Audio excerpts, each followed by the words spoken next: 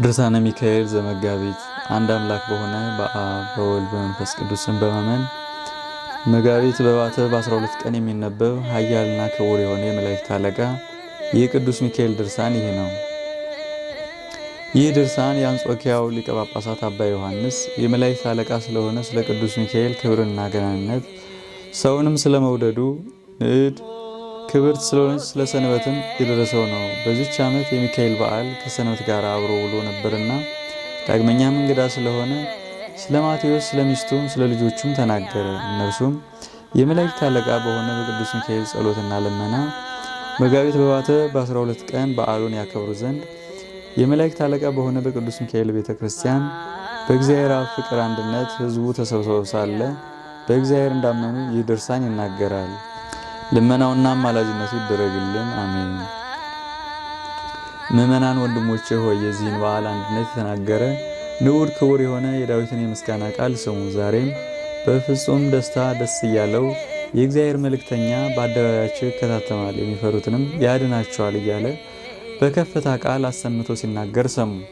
ወዳጆቼ ሆይ ዛሬ እነዚህ ሁለት በዓላቶች የመላእክት አለቃ የሆነ የሚካኤል በዓልና የጌታችን የመድኃኒታችን ኢየሱስ ክርስቶስ ንዕድ ክብርት የሆነች የትንሣኤው መታሰቢያ እሁድ የተባለች ሰንበት ናት። እነሆ ታላቅ ጸጥታ አየሁ፣ የሚያሰናካክለንም ጸብ ክርክር አልነበረም። ነገር ግን እናንተ ሁላችሁ የምነግራችሁ ትምህርቴን ትሰሙ ዘንድ ተዘጋጁ። ይህንን ነገር የምትሰሙ እናንተም አምናችሁ ቀጥሎ ያለውን አድምጡ። 100 ቅንጣት የሚሰጥ አለ፣ 60 ቅንጣት የሚሰጥ አለ፣ 30 ቅንጣት የሚሰጥ አለ። በእውነት ዋጋን የሚሰጥ ከእኛ ሩቅ እንዳልሆነ ታውቁ ዘንድ የሕያው እግዚአብሔር ልጅ ጌታችን መድኃኒታችን ሕይወትን በተመላ አንደበቱ በእኔ ስም አምነው 2 እና 3 ሆነው ከተሰበሰቡበት ከዚያ እኔ በመካከላቸው እገኛለሁ ብሎ ተናግሯልና። እንግዲህ ፈጣሪያችን ከእኛ ጋር ከሆነ ገናና የሆነ መዘምር ዳዊት በታላቅ ደስታ እግዚአብሔር በአራቱ ማዕዘን ንጉሥ ነው፣ እግዚአብሔር በአሕዛብ ሁሉ ላይ ነግሷልና ነቅታችሁ ተግታችሁ አመስግኑ ያለውን እንቀበል እንመን። ወዳጆች ሆይ ዛሬ የመድኃኒታችን ኢየሱስ ክርስቶስ በዓል እንደሆነች እወቁ። ይህችውም ክርስቲያን የሚያርፍባት ሰንበት ናት። አስቀድመን እግዚአብሔርን ልናከብረው ልናመሰግነው ይገባናል። ሁልጊዜ ለዘላለሙ ኃያል ክቡር መባል በእውነት ይገባዋልና። ከዚህም በኋላ የመላእክት አለቃ የሆነ የቅዱስ ሚካኤልን ክብሩን ገናነቱን እንናገር። በማቴዎስ ወንጌል መልአክ ሴቶችን እናንተስ አትፍሩ፣ የተሰቀለውን ኢየሱስን እንድትሹ አውቃለሁና ከዚህ ግን የለም ተነስቷል ብሎ ለደቀ መዛሙርቱ እንደነገራቸው አልሰማችሁም? ምን አላቸው? የመልአኩም ፊቱ እንደ መብረቅ የሚያበራ ልብሱም እንደ በረዶ ነጭ ነው። ይኸውም አስቀድማችሁ እንደሰማችሁት በሰማይ ከሚኖሩ ከኃያላን ሰራዊት ወገን የሆነ የመላእክት አለቃ ቅዱስ ሚካኤል ነው። ወዳጆቼ ሆይ እንግዲህ ዛሬ በዓሉን እናደርግ፣ ጌታችን በመካከላችን ተገኝቷልና። የመላእክት ሰራዊትም ሁሉ የሚካኤልና የገብርኤልን በዓል ያከብራሉ። ሁል ጊዜ ስለ ሰው ልጆች ከእግዚአብሔር ዘንድ ምሕረትን ይለምናሉና እግዚአብሔርም የሰውን ልጆች ኃጢአታቸውን ይቅር ይላቸዋል። የመላእክት አለቃ የሆነ ቅዱስ ሚካኤልን ከቅዱሳን ወገን አብሮት የሌለ ማን ነው? ከእግዚአብሔር እየታዘዘ የክብርን አክሊል ይቀዳጁ ዘንድ ያላጽናናው ማን ነው? ወዳጆቼ ሆይ የመላእክት አለቃ የሆነ ሚካኤል በጎ ስራን ከሚሰሩ ሰዎች በፍጹም ልቦናቸውም ወደ እግዚአብሔር ከሚቀርቡ ሰዎች ዘንድ እንዲኖር ያድናቸው ይረዳቸውም ዘንድ ስለ እርሳቸው ወደ እግዚአብሔር እንዲለምን ልታውቁ ብትወዱስ በእግዚአብሔር ኃይልና የመላእክት አለቃ በሆነ በቅዱስ ሚካኤል ጸሎት ስለሚያምኑ ሰዎች የሆነውን የተደረገውን ይህን ታላቅ ታምር እነግራችሁ ዘንድ ስሙ። የቆሎኒያ አውራጃ ሰዎች ወገን የሆነ ስሙ ቂሶን የሚባል አስቀድሞ እምነት የሌለው ፍጹም ባለጸጋ የሆነ አንድ ሰው ነበረ። እርሱም ሩቅ መንገድ መሄድን የሚያዘወትር እግዚአብሔርን የማያውቅ መሰግልና ጣዖትም ያመልክ ነበር። እንዲህ ሆኖ በስንፍና ሲኖር እግዚአብሔር ሊያድነው በወደደ ጊዜ በመርከብ ተሳፍሮ ሲሄድ ቆሎኒያ ወደምትባል ሀገር ደረሰ። የዚያች ሀገር ሰዎች ግን እግዚአብሔርን ያመልኩት ነበር። ከዚያችም ሀገር የደረሰው በኅዳር 11 ቀን ነው።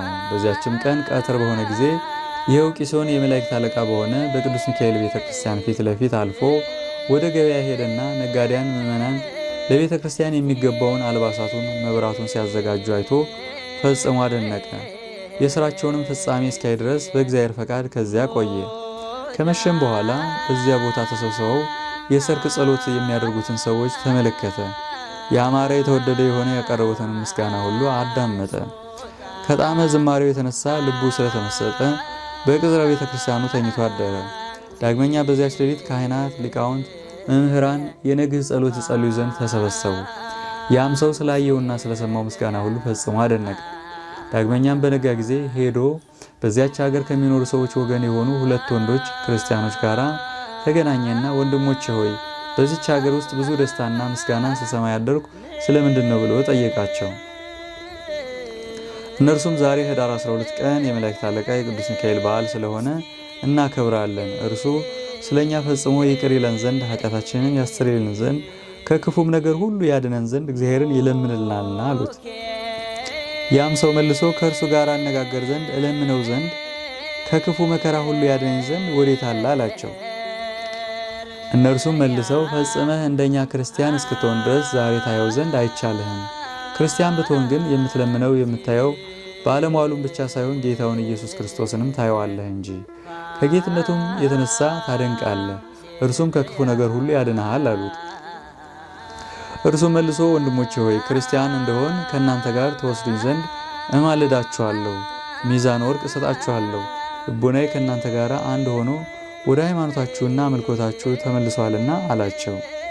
እነዚያም ሰዎች አባታችን ጳጳሱ እስኪጸልይልህና በአብ በወልድ በመንፈስ ቅዱስ ስም እስኪያጠምቅህ ሜሮንም እስኪቀባህ ድረስ እንደኛ ክርስቲያን ልትሆን አይቻልህም አሉት። ከዚህ በኋላ ክርስቲያን ትሆናለህ፣ ነገር ግን አባታችን ጳጳሱ ጸሎቱን እስኪጨርስ ጥቂት ታገስ፣ ወደ እርሱ እንወስድህና እንደኛ ክርስቲያን ትሆናለህ አሉት። እርሱም እንደነገሩት ሁሉ ያን ቀን ታግሶ አለ። በነጋውም ወደ እነርሱ ዘንድ መጥቶ እናንተ ደጋግ የሆናችሁ ወንድሞቼ ሆይ ወደ እናንተ መጥቻለሁና ተቀበሉኝ። የነገራችሁኝ እርሱ እግዚአብሔር ለሁላችሁም ዋጋችሁን ይሰጣችሁ ዘንድ አላቸው። እነዚያም ምዕመናን ያን ሰው ወደ ጳጳሱ ወሰዱት። ጳጳሱም ያን ሰው አንተ ከወዴት ሀገር ነህ? ከዚህስ በምን ምክንያት መጥተሃል? አለው። እርሱም መልሶ ቆሎንያ የምትባል ሀገር አውራጃ የመጣው ሰው ነኝ አለው።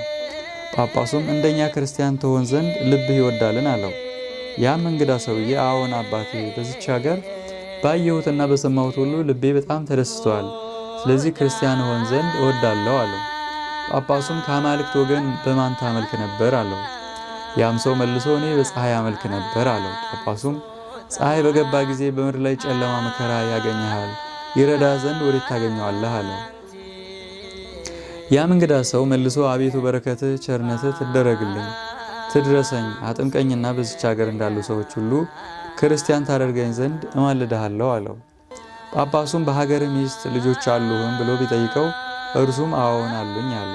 ጳጳሱም ስለዚህ ነገር ዛሬ ልናጠምቅህ አንችልም፣ ወደ ቤተሰቦች በሄድክ ጊዜ እንዳትክዱ፣ እርስ በርሳችሁም እንዳትለያዩ፣ የተቀበልከውን ጥምቀትን ሃይማኖትን እንዳታፈርሱ ክህደት አስቀድሞ በሴት ተደርጓልና፣ ነገር ግን ልቦናዋ ቢወድ አብራችሁኑና ክርስቲያን አደርጋችኋለሁ አለው።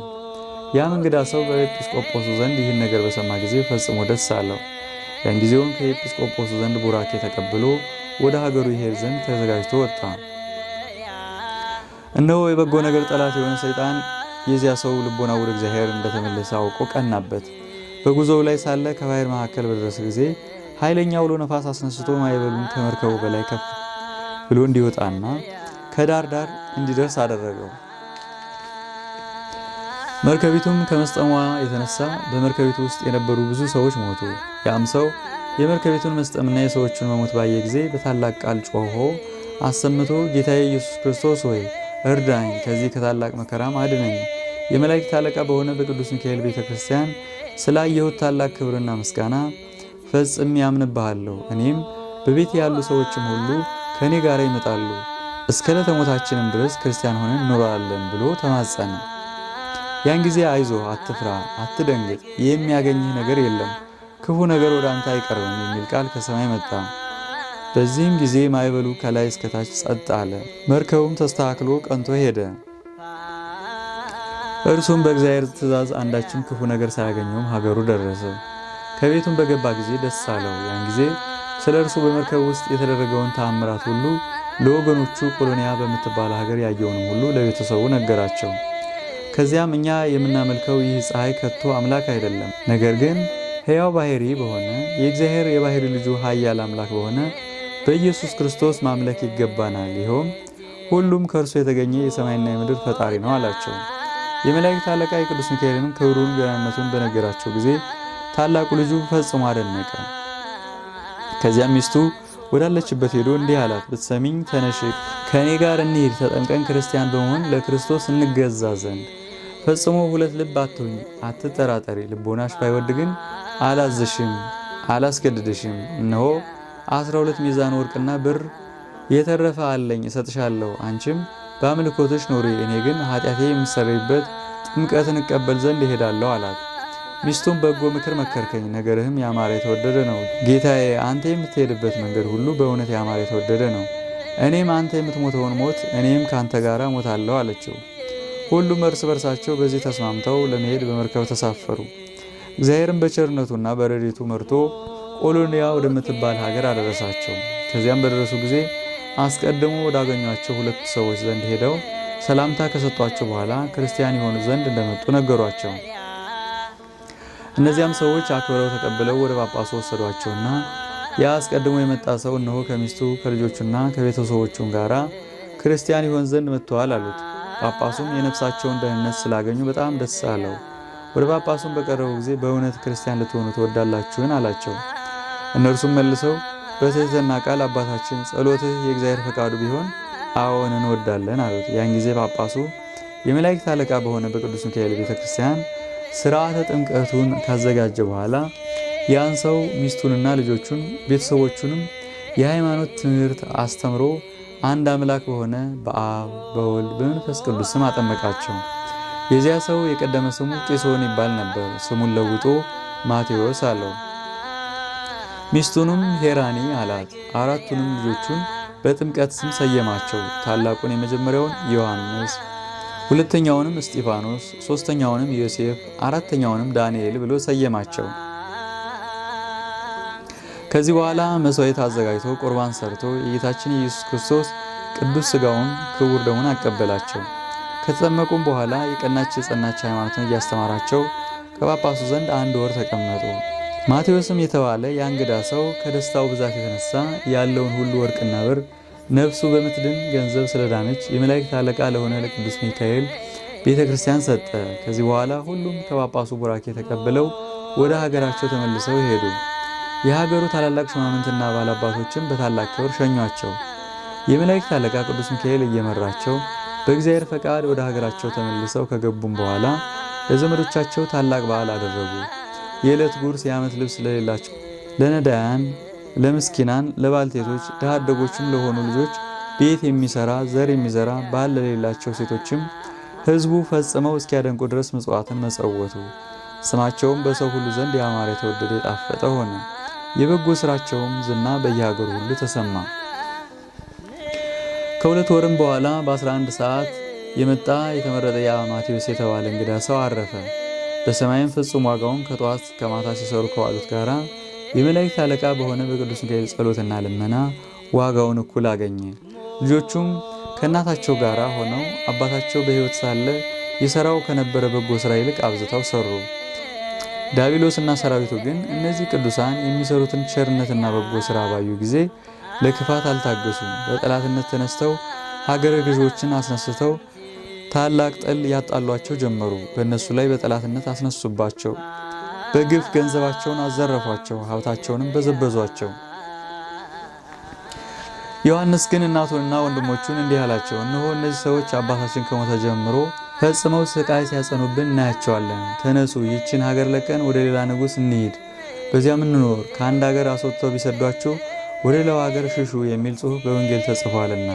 አሁንም እነሆ ከሀገራችን አስወጥተው ሰደዱን፣ ፈጽመው መከራም አጸኑብን። ዳሩ ግን የእግዚአብሔር ፈቃዱ ይሁንልን አላቸው።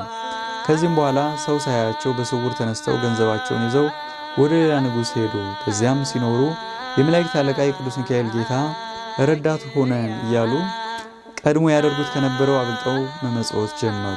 ሰይጣን ግን አልታገሰም። ንዑዳን ክቡራን የሆኑ እነዚህን ሰዎች በሃይማኖት ጸንተው በጎ ስራ ሲሰሩ ምጽዋት ሲመጸውቱ ባያቸው ጊዜ ታወከ እንጂ የመላእክት አለቃ ቅዱስ ሚካኤል እንዲያሳፍረው አላወቀምና እንደ አንበሳ ያገሳ ያናፋ ጀመር። ከጥቂት ቀን በኋላ ሀገር የሚጠብቁ ዘበኞች ሴሎም ወደሚባል ባለጸጋ ቤት ሄደው ቤቱን ሰብረው ብዙ ገንዘብ ወሰዱበት። ባለጸጋውም ሄዶ ያችን ሀገር ለሚገዛ ለአገረ ገዢው አቤት ብሎ ነገረው። አገረ ገዢውም ፈልጓቸው ብሎ አዘዘና ወታደሮቹ አገር ጠባቂዎችን ያዟቸው። ስለዚህ የዚያን ባለጸጋ ገንዘብ ያሳያቸው ዘንድ ደብድበው አሰሯቸው። እነሆ ያ ሰይጣን በሽማግሌ ሰው ተመስሎ የሰሎምን ገንዘብ የሰረቀውን ሰው እኔ ያውቀዋለሁ እያለ ሀገር ለሀገር ይዞር ጀመር። በዚህ 4 ስደተኞች ጎልማሶች ከቤቱ ገብተው ገንዘቡን እንደሰረቁ አይቻቸዋለሁ። ከሀገራቸውም ሳሉ ስራቸው ይህ እንደነበረ እኔ ፈጽሜ ያውቃለሁ። ሀገራቸውም በነበሩ ጊዜ ስለዚህ ነገር ከሀገራቸው አስወጥተው ሰደዷቸው እያለ ጮኸ። የሀገሩም ሰዎች ይህን በሰሙ ጊዜ ለሹሙ ነገሩት። ያን ጊዜ በሹሙ ትእዛዝ ይዘው በራስ ጸጉራቸው እየጎተቱ ያለ ርኅራኄ ከሹሙ ዘንድ አደረሷቸው። እናታቸውም በኋላቸው እየሄደች እያለቀሰች ልጆች ሆይ አይዟችሁ፣ አትደንግጡ፣ እግዚአብሔር ሊያድናችሁ ይችላል። የምታምኑበት የመላእክት አለቃ የቅዱስ ሚካኤል ጸሎትም ከክፉ ሁሉ ሊያድናችሁ እንዲችል አውቃለሁ። በእናንተ ላይ ሐሰት ተናግረውባችኋልና እያለች ታረጋጋቸው ነበር። ይህንንም ስትናገር የእግዚአብሔር ባለሟሎች አትፍሩ፣ እኔ አልተዋችሁም፣ ችላ አልላችሁም፣ ለዘላለም ምን ክፉ አያገኛችሁም፣ ከክፉ ነገር ሁሉ የምጠብቃችሁ እኔ ሚካኤል ነኝና አሁንም ከሹሙ ፊት ቁሙ የሚል ቃል እነሆ ከሰማይ መጣ። እነሆ የመላእክት አለቃ ቅዱስ ሚካኤልም የንጉሥ መልእክተኛ መስሎ ከሩቅ ሲመጣ ሹሙ ባየው ጊዜ ከወንበሩ ተነስቶ በፍርድ አደባባይ ተቀምጦ ያን ፍርድ ይሰማ ዘንድ ጋበዘውና በፍርድ ሸንጎ ተቀመጠ። ያን ሹም እነዚያን ብላቴኖች አቅርቧቸው ብሎ አዘዘና በቀረቡ ጊዜ እናንተ የሰሎምን ገንዘብ ፈጥናችሁ አምጡ፣ ከፍተኛ ፍርድ ሳይፈረድባችሁ በፊት ስጡት አላቸው። እነርሱም መልሰው በዚህ ሥራ እንዳልገባንበትና እንዳልተባበርንበት የክርስቲያን አምላክ የሆነ ሕያው ባሕሪ እግዚአብሔር ንዑድ ክቡር የሆነ የመላእክት አለቃ ቅዱስ ሚካኤልም ያውቅልናል አሉት።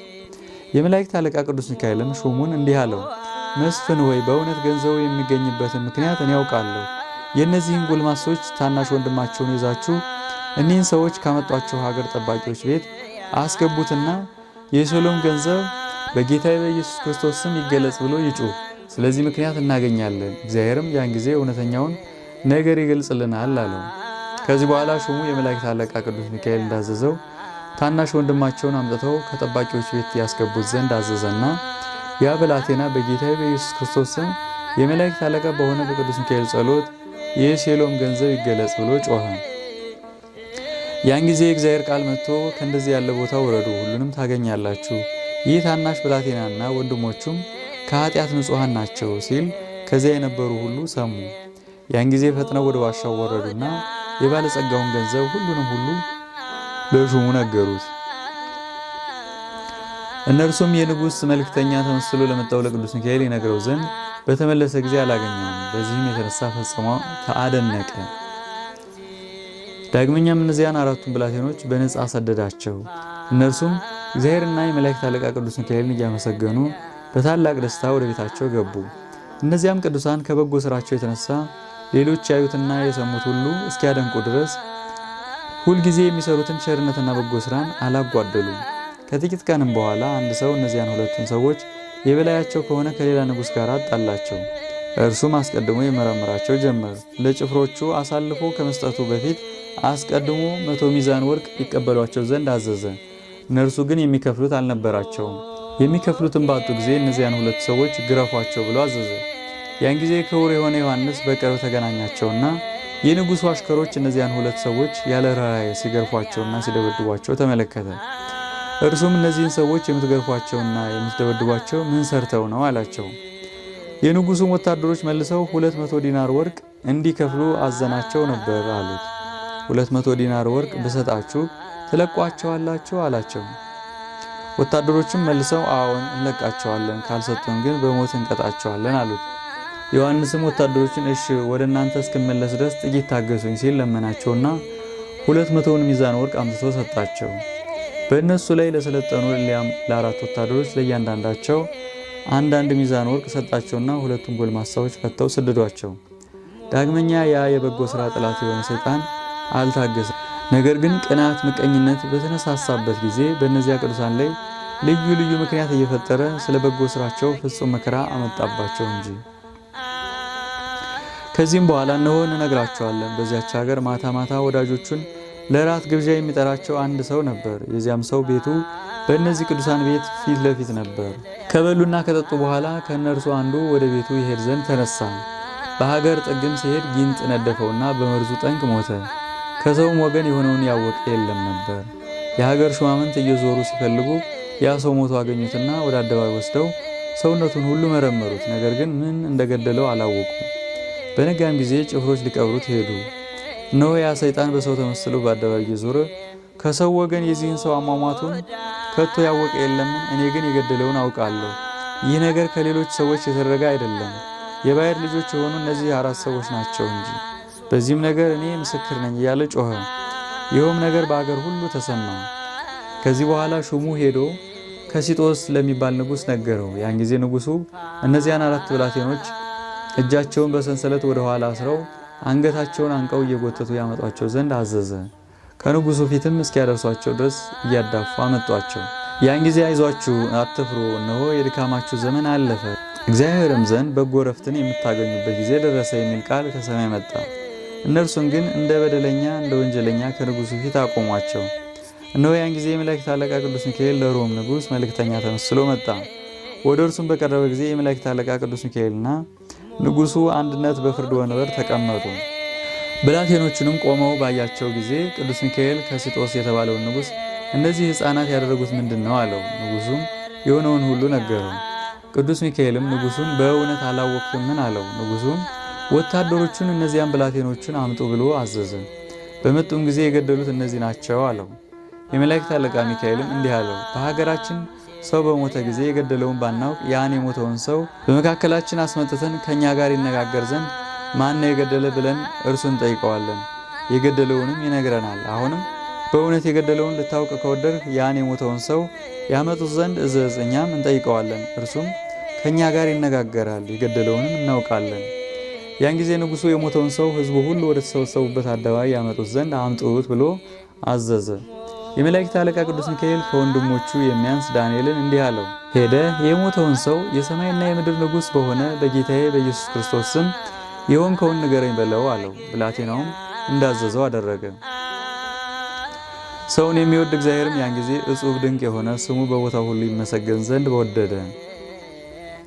ያምኑበትም ዘንድ ያን የሞተ ሰው ነፍስ ከሥጋዋ ጋር አዋህዶ አስነሳው። ንጉሡና የሀገሪቱም ሰዎች ይድኑ ዘንድ ፈቃዱ ሆኗልና። ያም ሞት ከመጣ በኋላ እንዲህ ብሎ ጮኸ፣ አሰምቶ ተናገረ።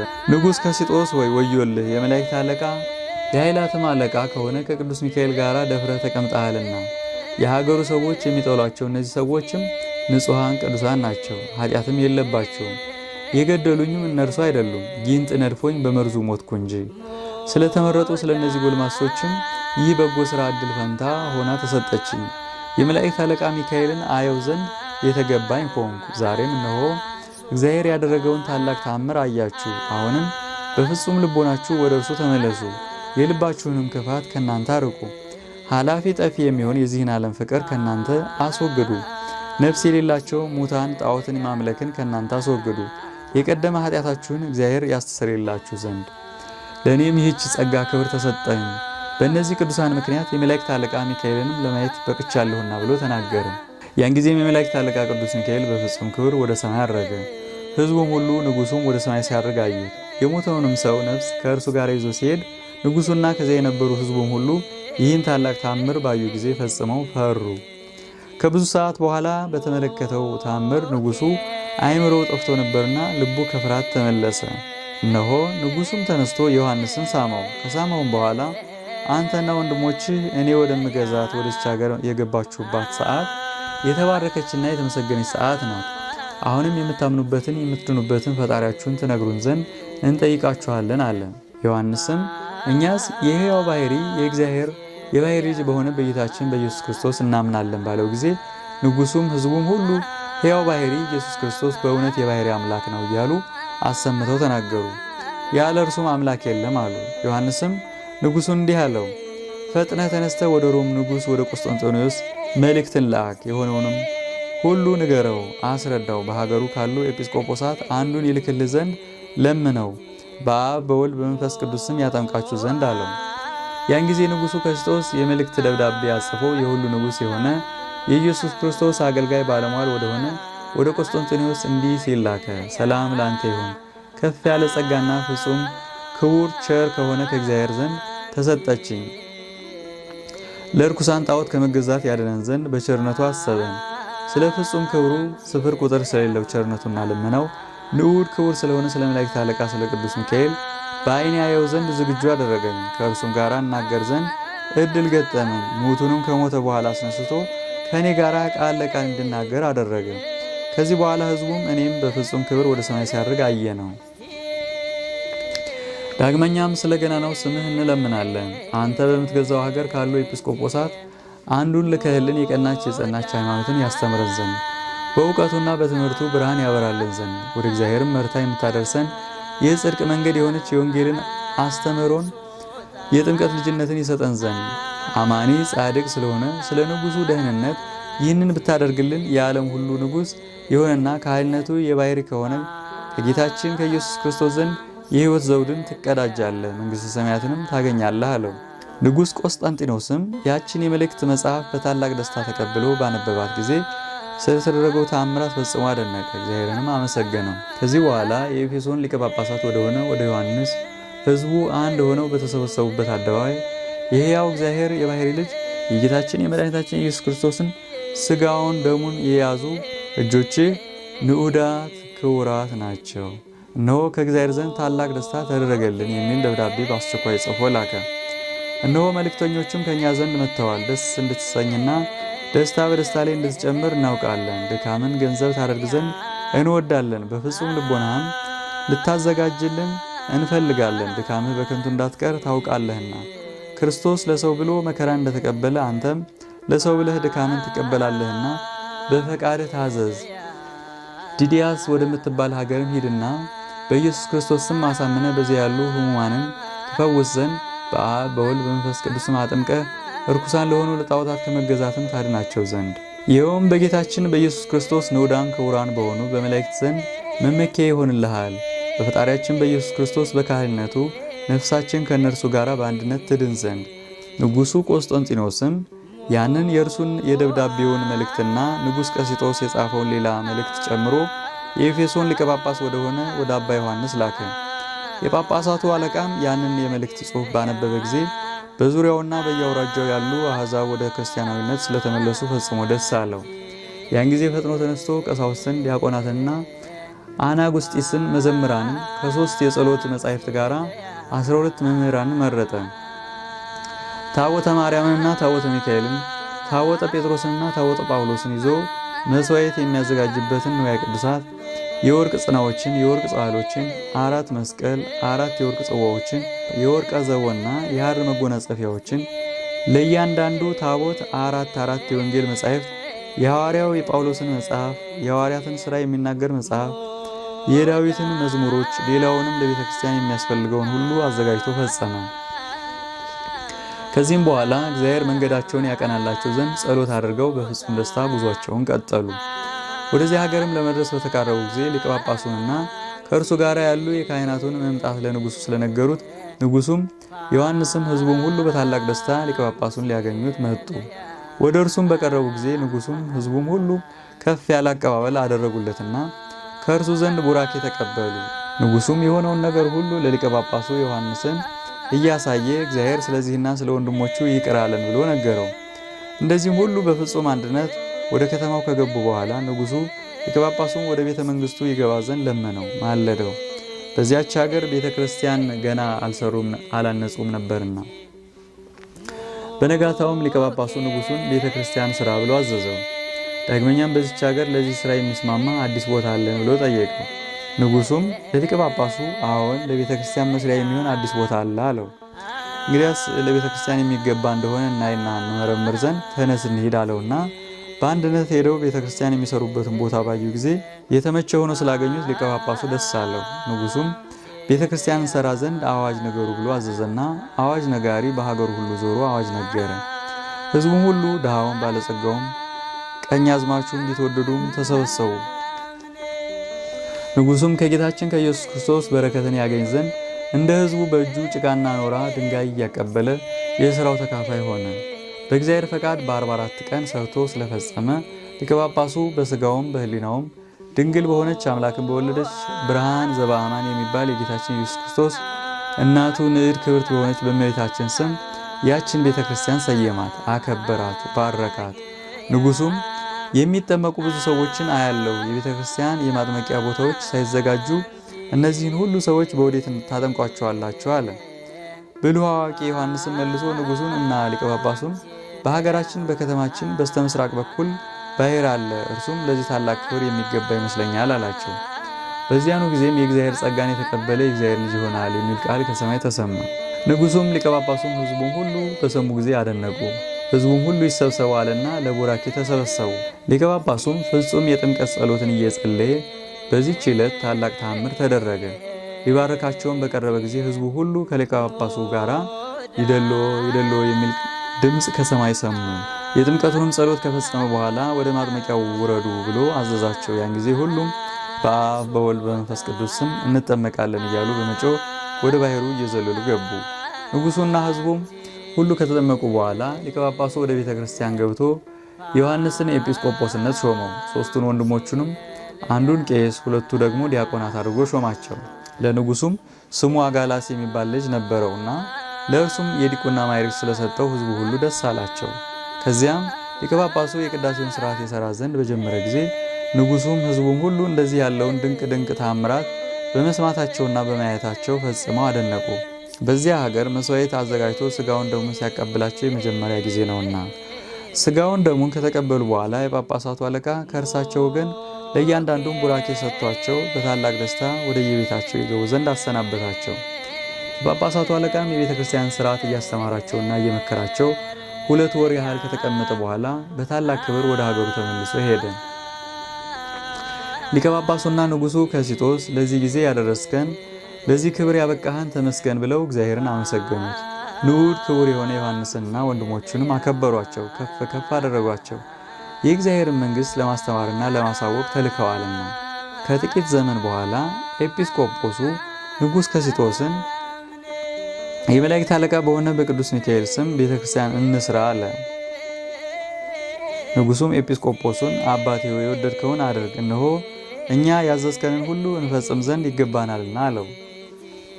ንዑድ ክቡር የሆነ ኤጲስቆጶስ ዮሐንስም የሀገሩ ሰዎች ሁሉ በፍጹም ትጋትና ድካም እየረዱት በ10 ወር ቤተ ክርስቲያኒቷን ሰርቶ ጨረሰ። ከዚያም ኅዳር በባተ በ12 ቀን ቤተ ክርስቲያኒቷን የመላእክት አለቃ በሆነ በቅዱስ ሚካኤል ስም ሰይሞ ቀደሳት፣ ባረካት። የቅዱስ ሚካኤል በዓል ከቅዳሴ ቤተ ክርስቲያኑ ጋር በአንድ ውሎ ነበርና። ቅዳሴውም ከተፈጸመ በኋላ ኤጲስቆጶሱና ንጉሡ የሀገሩም ሰዎች ሕዝቡም ሁሉ ተሰብስበው ኔሮን የሚባል ጣዖት ወዳለበት መስጊድ ቤት ሄደው ጣዖቱን ሰበሩት፣ ቤቱንም አፈራረሱት። መንበሩንም ገለባብጠው በእሳት ባቃጠሉት ጊዜ በጣዖቱ አድሮ የነበረ ሰይጣን ዮሐንስ ሆይ ፈጽሞ አደከምከኝ፣ ከማደሪያዬም አስወጥተህ ሰደድከኝ እያለ ጮኸ። ንጉሡም በዚያ ቦታ ላይ ወንጌልን ባስተማሩ በቅዱስ ጴጥሮስና በቅዱስ ጳውሎስ ስም ቤተ ክርስቲያን ይሰሩ ዘንድ ሕዝቡን አዘዘ። ንዑድ ክቡር የሆነ ዮሐንስም ሁሉንም በቀናች በጸናች ሃይማኖት ጸንታችሁ ኑሩ እያለ በሚያጽናናቸው ጊዜ ታላቁም ታናሹም ሁሉ አከበሩት። ንጉሡ ቆስጠንጢኖስም ዮሐንስ ያደረገውን ሁሉ ታምራት በሰማ ጊዜ እግዚአብሔርን አመሰገነው። እርሱንም መንግሥቱንም ይባርክለትና ይመርቅለት ዘንድ መልእክተኛ ወደ እርሱ ላከ። በዚያም አብዲያኖስ በሚባል ሀገር አማልክትን ጣዖትን ያጠፋ የደመሰሰ ዳንኤልን ሾመባት። ንዑድ ክቡር የሆነ ዮሐንስ ባለበት ዘመን ሁሉ እግዚአብሔር በእጆቹ ስላደረጋቸው ብዙ ስለሆኑ ታምራቶች ሁልጊዜ ቸርነትን ያደርግ ነበር። ወዳጆቼ ሆይ የእግዚአብሔርን ኃይል አይታችሁ ወቁ። የመላእክት አለቃ የሆነ የቅዱስ ሚካኤልን እርዳታ ተመልክታችሁ ተረዱ። በምድር በተዘሩ ፍሬያት ሁሉ የሚካኤል ልመናው እርዳታው ይገኛል። አዘርትም ፍሬያቸውን የሚሰጡ በሚካኤል ጸሎትና ልመና ነው። መርከቦች በጸጥታ ተጉዘው ከባሕር ማዕበል ሞገድ አልፈው ከወደባቸው እንዲያርፉ የሚያደርጋቸው የሚካኤል ጸሎት ነው። በስደታቸው ጊዜ ያጸናቸው ዘንድ በየተራራውና በየኮረብታው በሚዞሩ ባህታውያን ላይ የቅዱስ ሚካኤል ጸሎትና እርዳታ ከዚያ ይገኛል። መነኮሳት በተሰበሰቡበት የእግዚአብሔር ፍቅር አንድነት በመካከላቸው ይኖር ዘንድ የመላእክት አለቃ የሆነ የቅዱስ ሚካኤል ጸሎትና እርዳታው ከዚያ ይገኛል። ኤጲስቆጶሳት፣ ቀሳውስትና ዲያቆናት በሚጸልዩበት ማዕደ ጸሎት ላይ የቅዱስ ሚካኤል በረከቱ ከዚያ ይገኛል። የሚካኤል ጸሎቱና እርዳታው የተገፉትና የታሰሩትን ሲረዳቸው ይገኛል። የመላእክት ሁሉ አለቃ የሆነ የሚካኤል ጸሎቱ በፈተና ያሉትን ሲረዳቸው፣ በሕይወተ ሥጋ ያሉትንም ሙታንንም ይምራቸው ይቅር ይላቸው ዘንድ እግዚአብሔርን ሲማልድ ይገኛል። የመላእክት አለቃ የሆነ ቅዱስ ሚካኤልን ከቅዱሳን ወገን በጭንቁና በመከራው ጊዜ ያልደረሰለት ከስቃይስ ያላዳነው ማን ነው? ወዳጆቼ ሆይ እግዚአብሔር እጅግ አድርጎ ሰውን እንደወደደው ተመለከተን። የመላእክት አለቃ የቅዱስ ሚካኤልም ልመናውና ጸሎቱ እንደሚጠቅመን ተገነዘብን። ለሰው ልጅ ሁሉ ኃጢአታቸውን ያስርላቸው ዘንድ ይቅርም ይላቸው ዘንድ በእግዚአብሔር አብ ፊት እንዲለምን እንዲማልድ ተረዳን። እኛም ይቅርታ እናገኝ ዘንድ ከእግዚአብሔር ዙፋን ፊት ስለኛ ይማልድልን ይለምንልን። እግዚአብሔርን በመውደድ እርስ በርሳችን እንድንተሳሰብ ሁላችንም በፍቅር አንድነት ጸንተን እንኖር ዘንድ ይርዳን፣ አሜን። በአንደበታችን ሐሰትን ከመናገር እንቆጠብ፣ እርሷ የክፋት መዝገብ ናትና። ኃጢአት፣ ዝሙት በእግዚአብሔር በመላእክት ዘንድ የተናቀች የተዋረደች ናት፣ ለነፍስም የሞት ወጥመድ ናት። ቅናት፣ ምቀኝነት በሰይጣን ዘንድ የተወደደች ናት፣ በእግዚአብሔርና በመላእክቶቹ ዘንድ ግን የተጠላች ናት። ንዑዳን ክቡራን የሆኑ ክርስቲያንንም የሚጠላ ሁሉ ጥፋትን የሚወድ የሰይጣን ወገን ነው። አሁንም ወንድሞቼ ሆይ እርኩስ የሆነን ሥራን ከኛ እናርቅና ኃጢአት፣ ነውር፣ ነቀፋ ሳይኖርብን በቀናች በጸናች መንገድ እንሂድ። ከሆነ ጀምሮ በወግ በሥርዓት በሕግ መጋባት ሰውን የሚያረክሰው አይደለም።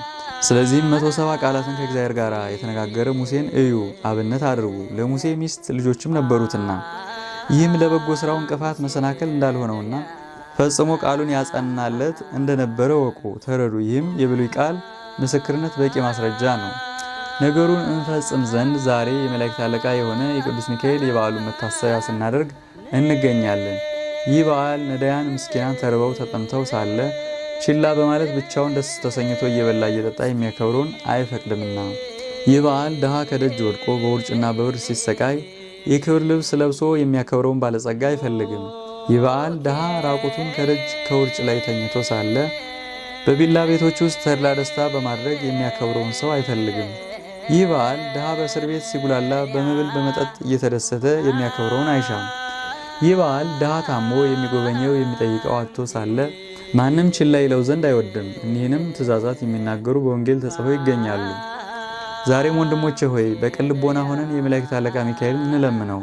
በቃል ኪዳኑ ከእግዚአብሔር ጸጋና ክብርን ያስገኝልን ዘንድ እንዲሁም እግዚአብሔር በቸርነቱ በሰው ልቦና ያልታሰበውን ይሰጠን ዘንድ ዳግመኛም የመላእክት አለቃ በሆነ በቅዱስ ሚካኤል ጸሎትና ንዕድ ክብርት በሆነች በጌታችን በኢየሱስ ክርስቶስ እናት በነፍስ በሥጋ ድንግል በሆነች በእመቤታችን በማርያም ልመናና ጸሎት ዓለም ሁሉ ጸንቶ እንደሚኖር እነግራችኋለሁ። አሁንም ይህን በዓል በሚገባ ክብር እናክብረው። ይህን ክብር ለመፈጸም ጊዜው እንደቀረበ እንደደረሰ አውቀን ተረድተናልና ክብር ምስጋና የሚገባው ጌታችን መድኃኒታችን ኢየሱስ ክርስቶስም እናመሰግነዋለን። ክብር፣ ጌትነትን፣ ገናንነት፣ ስልጣን፣ ልዕልና፣ ሰጊድ ሁልጊዜ ለአብ ለወልድ ከእርሱ ጋር በባሕርይ በሕልውና ለሚተካከል ማኅየዊ ለሆነ ለመንፈስ ቅዱስም በእውነት ለዘላለሙ ይገባል፣ አሜን።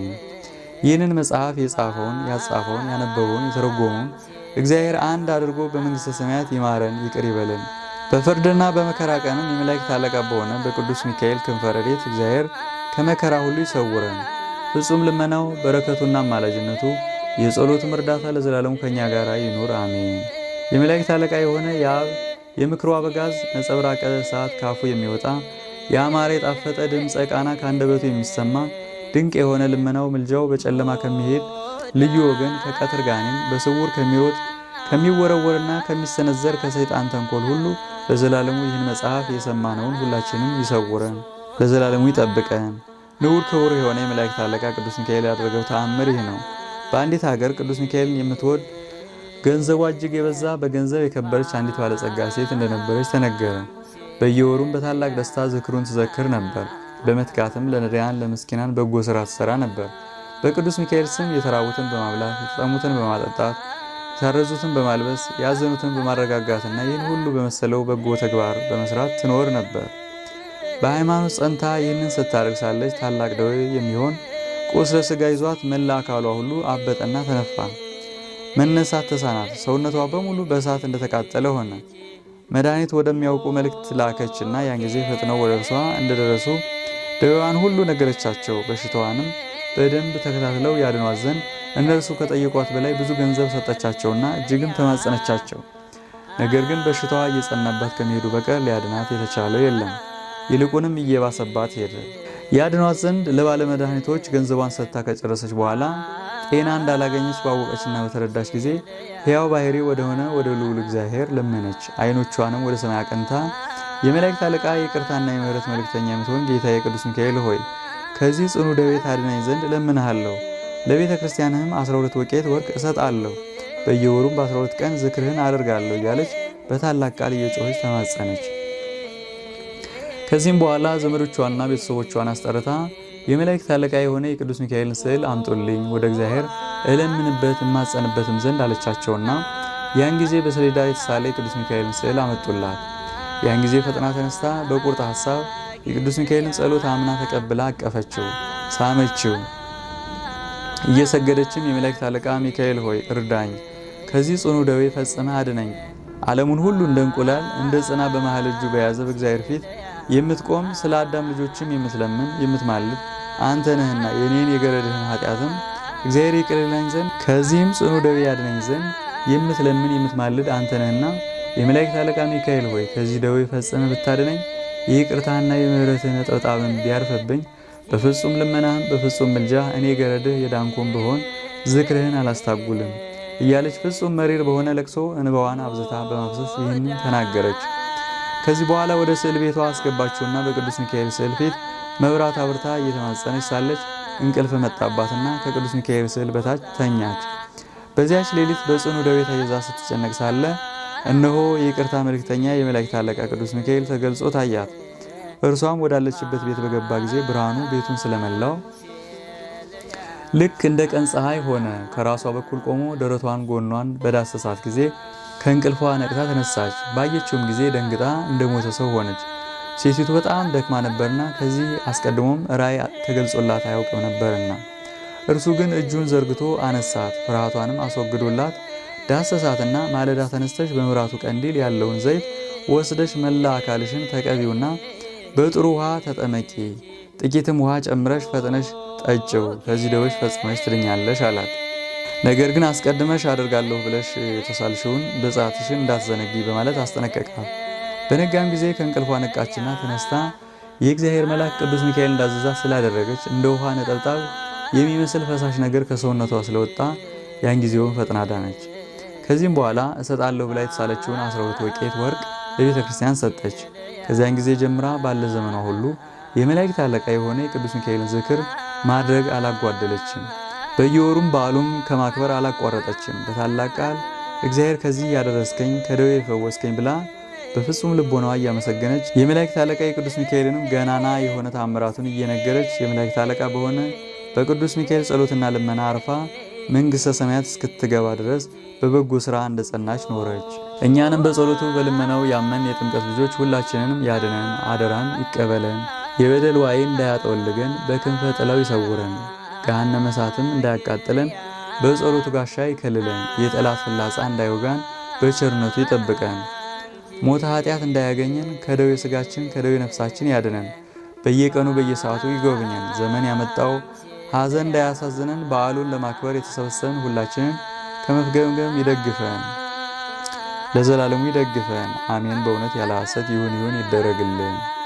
በአብ ስም አምነን አብን ወላዲ ብለን፣ በወልድ ስም አምነን ወልድን ተወላዲ ብለን፣ በመንፈስ ቅዱስ ስም አምነን መንፈስ ቅዱስን ሰራጺ ብለን፣ ምንም ላጠይቁ አካላት 3 ብንል በባህሪ በህልውና አንድ አምላክ ብለን አምነን መጋቢት በባተ በ12 ቀን የመላእክት አለቃ ንዑድ ክቡር የሆነ የሚካኤል በዓል መታሰቢያ እንደሆነ እንናገራለን። በዚች ቀን እስራኤልን ይረግምለት ዘንድ ባላቅ በለዓምን በጠራው ጊዜ እግዚአብሔር ቅዱስ ሚካኤልን ወደ እርሱ ልኮት በመንገድ ላይ ከፊቱ ቆሞ ሳለ አህያው በሰው አንደበት እስክትናገር ድረስ በማስደንገጥ እርግማኑን ወደ በረከት ለውጦታልና። በጥምቀት ከመንፈስ ቅዱስ የተወለድን ሁላችንም የመላእክት አለቃ በሆነ በቅዱስ ሚካኤል ጸሎት እግዚአብሔር ለዘላለሙ ይጠብቀን በእውነት ያለ ሐሰት። በዚህ ጊዜ ተገኘ ተብሎ ዘመን በማይቆጠርለት አምላክ ፊት ቆመው ከሚያመሰግኑ ወገኖች ቅድሚያን ይዞ ለተገኘው ሊቀ መላእክት ሰላም እላለሁ። እንዲሁም ሌሎች አይተው ይፈሩ ዘንድ የእግዚአብሔር አገልጋይ የሆነ ቅዱስ ሚካኤል ተልእኮን በሚያፋጥን ዲያቆን አምሳል የነፍሴን ጠላት አፋጥኖ ያጥፋልኝ። አሜን።